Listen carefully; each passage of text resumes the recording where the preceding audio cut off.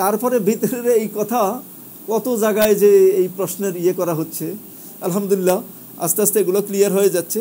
ভিতরটা অনেকভাবে পড়া যায়, সম্ভবত 7 ভাবে পড়া যায় আমার যতটা মনে আছে।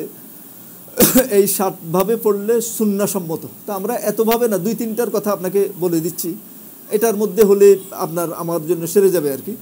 আমরা পারলে এগুলো 2-3টা পদ্ধতি বা আরও বেশি 7টা পদ্ধতিতে যদি পড়তে পারি তাহলে এটা সুন্নাহ আদায় হলো আর কি, সব সুন্নাহর উপরে আমল হলো। তো একটা পদ্ধতি হলো যে বুখারীতে ভিতর অধ্যায় গেলে দেখবেন যে প্রথম হাদিসটা হলো 1 রাকাতের হাদিস। আপনি 1 রাকাত পড়বেন, 1 রাকাত পড়বেন। কীভাবে? সূরা ফাতিহা পড়বেন, আর একটা সূরা পড়বেন, পড়ি এরপরে ওই যেটা এটারে কুনুতে রাতে বা আর কুনুতে নাজেলা। আমাদের এখানে আমাদেরকেও ছোটোবেলায় মুখস্থ করেছে কুনুতে নাজেলা। এটা হলো দোয়ার কুনুত। আর কুনুতে রাতে বা হলো যেটা সবসময় একদম সবসময় পড়ার কুনুত আর কি। সেটা হলো হাসান রাদিয়াল্লাহু তাআলা আনহু হাদিসের রাবি। এটা উনি বলছেন যে আল্লাহ রাসূল আমাদেরকে শিখাইছে, কি শিখেছে? আল্লাহুম্মা হদিনি ফি মান হাদাইত ওয়া আফিনি ফি মান আফাইত ওয়া তাওয়াল্লানি ফি মান তাওয়াল্লাইত ওয়া বারিক লি ফি মা আতাইত ওয়া কিনি শাররা মা কাদাইত ফাইন্নাকা তাকদি ওয়া লা ইউকদা আলাইক। মনে থাকবে? এত এক কথা তো আর মনে থাকবে না। হিস্টুল মুসলিমিনে আছে বা বুলুগুল মানে হাদিসের গ্রন্থগুলোতে আছে। তাইলে এটা একটা পদ্ধতি। আর হলো যদি 3 রাকাত, আমরা যে 3 রাকাত আগে থেকে আমরা এখানে যে ব্যাপকভাবে আমাদের যে প্রচলন আছে 3 রাকাত, হ্যাঁ সহিহ সুন্নাহসম্মত। তবে এখানে যে পদ্ধতিটা পড়ে এই পদ্ধতির 2টা জিনিস বাদ দিতে হবে। প্রথম জিনিসটা হলো প্রথম বৈঠক। আপনি যদি 3 রাকাত পড়েন 1 বৈঠকে পড়বেন। আমরা যে 2 রাকাতের পর যে বৈঠকে বসি এটা সুন্নতের কোথাও খুঁজে পাওয়া যায় না।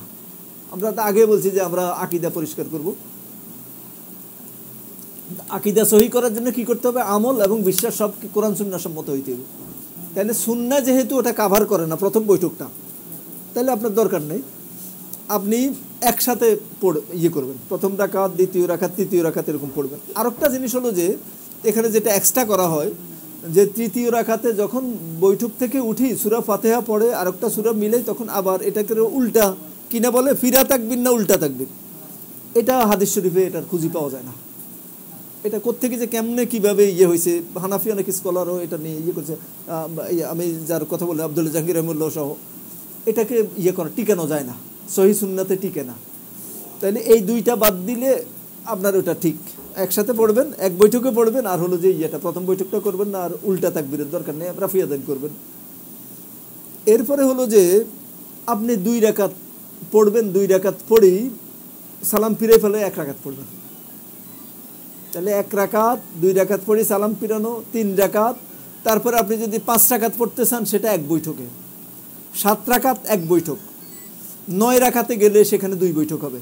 8ম রাকাতে আসি, তো আমরা ওইদিকে আর যাচ্ছি না। আপনি এই আপাতত এই 2, 3টা 4টা মনে রাখেন নাকি? হ্যাঁ, রাইট, গুরুত্বপূর্ণ প্রশ্ন। হ্যাঁ, এটা আল্লাহ রাসূল সাল্লাল্লাহু আলাইহি ওয়াসাল্লামের একটা আছে, সেখানে 3 রাকাতের ক্ষেত্রে সূরা নির্দিষ্ট আছে। প্রথম আপনার সূরা আলা পড়বেন প্রথম রাকাতে, দ্বিতীয় রাকাতে সূরা কাফিরুন পড়বেন, তৃতীয় রাকাতে সূরা ইখলাস। এরকম পড়ার সহিহ সুন্নাহ আছে।